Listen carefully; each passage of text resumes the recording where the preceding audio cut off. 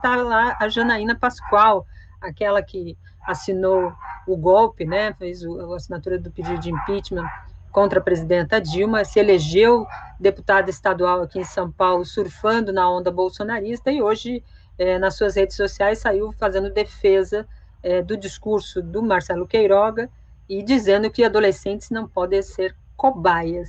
Esse discurso, professor, em meio a essa situação toda que já tem no país, né, de falta de vacinas, doenças, morte, eu estou com um amigo que trabalhou comigo, o Clécio, que está com Covid, está no hospital, com saturação de 92, todo mundo com uma energia positiva para que ele se recupere logo, mas os filhos, jovens, adolescentes, também se contaminaram, né?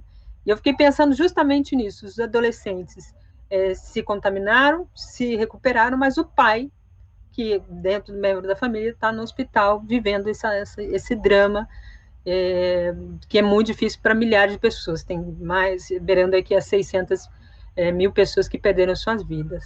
Doutor Eurico, que discurso é esse? Tem alguma base de dizer que adolescente não deve se vacinar? E, melhor, qual é a importância dos jovens adolescentes se vacinarem? Então, Daiane, esse é um assunto muito bom e você me deu aí o gancho perfeito, porque esse caso que você narrou é bem emblemático, né? Quer dizer, a criança e o adolescente se infectam, frequentemente têm doença leve, assintomática ou pouco sintomática, só que eles são ótimos transmissores do vírus, né? Eliminam o vírus nas suas secreções, e se você aglomera essas crianças e adolescentes em escolas, você tem o ambiente perfeito para as trocas virais, não só que retornam para casa para contaminar ou infectar os seus familiares mais velhos ou com doenças de base ou imunossuprimidos, né? Como também propiciam novos hospedeiros para mutações acontecerem, né? Então, qual é a ciência por trás disso? Eu posso afirmar para vocês, né, para você, Daiane, para o Deluca e para a comunidade inteira, olha só, quando a gente testa crianças de 5 a 9 anos que foram para o médico porque no final do ano de 2020, quando a pandemia arrefeceu um pouco, os cirurgiões otorrinos, laringológicos, né, os cirurgiões que fazem a remoção de amígdala, voltaram a operar. Tinham crianças na fila para fazer cirurgia de amígdala e essas crianças foram operadas. E a gente viu em 30 crianças que foram operadas, porque logo em seguida pararam de novo as cirurgias e a gente teve acesso a apenas 30, dessas 30, 6, tá? 6, ou seja, 20% delas, sem sintoma nenhum de infecção respiratória, tinham o vírus da Covid na garganta, na amígdala, no tecido da amígdala. E vivo, tá? Viável, porque a gente pode isolar esse vírus em cultura de célula e demonstrar que ele está vivo. Então, o que eu quero dizer com isso? Tá, sim, de criança e adolescente com infecção, assintomáticos e transmissores, tá? Então, esse é o dado científico. Várias pessoas já constataram situações semelhantes. Então, qual é a razão, qual seria a razão de não vacinar crianças? Aí vem o argumento técnico de que os testes não foram feitos em crianças, e sim em adultos. Mas isso é verdade para a maioria das vacinas. Quando você faz um teste de vacina, que você precisa de um consentimento livre e esclarecido do voluntário que vai participar, é preciso que ele seja adulto para a compreensão do que vai acontecer. Só que, depois, o uso das vacinas se torna generalizado, inclusive para crianças. Hoje, a maior parte das vacinas do esquema de vacinação começa a ser aplicado no primeiro ano de vida. Vocês acham que houve testes de crianças no primeiro ano de vida com todas as vacinas? Sarampo, cachumba, rubéola, etc., etc.? Não houve. Só que à medida que o tempo passa, foi se vendo que era útil administrar para esse grupo, porque é o grupo mais necessário no caso das doenças da infância, como sarampo, rubéola, etc. Só que para a Covid, essas crianças são transmissores. Então, o argumento é vacinar, sim, crianças e adolescentes para redução das transmissões.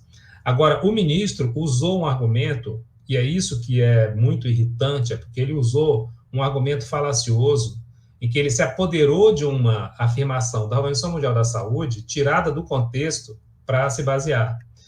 A OMS, desde o começo da pandemia, estabeleceu que seria equânime para o planeta Terra que todos os países tivessem 20% das suas populações vacinadas, ao menos 20%. Tá? Para isso, é preciso ter disponibilidade de vacina. Como nós sabemos, países da África e de outros lugares pobres, da Ásia, por exemplo, tem alguns países que nem sequer começaram a vacinar ou que estão com 2%, 3% de população vacinada, o que é bem aquém dos 20% almejados. Então, a OMS fala o quê? Precisa primeiro priorizar os adultos, né? E vacinar as crianças, no caso de crianças mais, vamos dizer, adolescentes que sejam portadores de doença de base e tudo. Isso é argumento da OMS, que pensa no quantitativo de vacinas para o planeta Terra. Tá? Agora, isso não tem nada a ver com desrecomendar a vacina para adolescente, que foi o que o ministro tentou veicular. Logo que o Queiroga assumiu o ministério, eu falei que das duas uma, ou o Queiroga seguia a ciência e era demitido 2, 3 semanas depois, ou o Queiroga estava lá para ocupar esse espaço de ministro político e não de ministro técnico, porque o Bolsonaro não tem nenhum ministro técnico. Todos eles são políticos que defendem esse projeto fascista de país que o Bolsonaro advoga. E eu aqui ouvindo o doutor Eurico, e eu aqui pensando que ele falou, não, porque eles querem criar narrativas, né? Esse governo só funciona com narrativas. E é incrível, porque quando a gente achou que já tinha passado todo o pior da pandemia, que eles tinham feito todo o trabalho anti-vacina possível, eles inventam novos espaços para fortalecer esse discurso anti-vacina agora, contra a vacinação tipo de crianças e adolescentes. Uma morte em São Paulo, em São Bernardo do Campo, de uma moça que tinha uma doença autoimune, o próprio doutor Eurico explicou muito melhor do que eu, tipo, sem nenhuma relação com a vacina. Mas é o que a gente sempre diz, Dai. O governo Bolsonaro não trabalha com fatos, com verdade, mas trabalha com narrativas. E qualquer fato serve de desculpa para uma narrativa. Não importa que o laudo dos exames da morte da garota mostraram que a vacina não teve nenhuma relação. Tá lá, tem uma garota que morreu depois de ser vacinada. Várias pessoas estão morrendo depois de serem vacinadas, de acidente de trânsito, tipo de cair no banheiro, de AVC, de derrame, tomou um tiro. Assim, isso é uma outra falácia importante, tipo, de ser dita.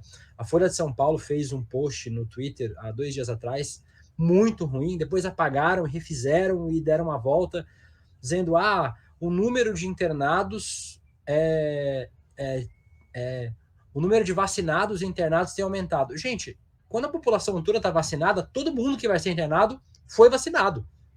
Assim, se você tiver 100% da população vacinada, 100% dos internados vão estar vacinados.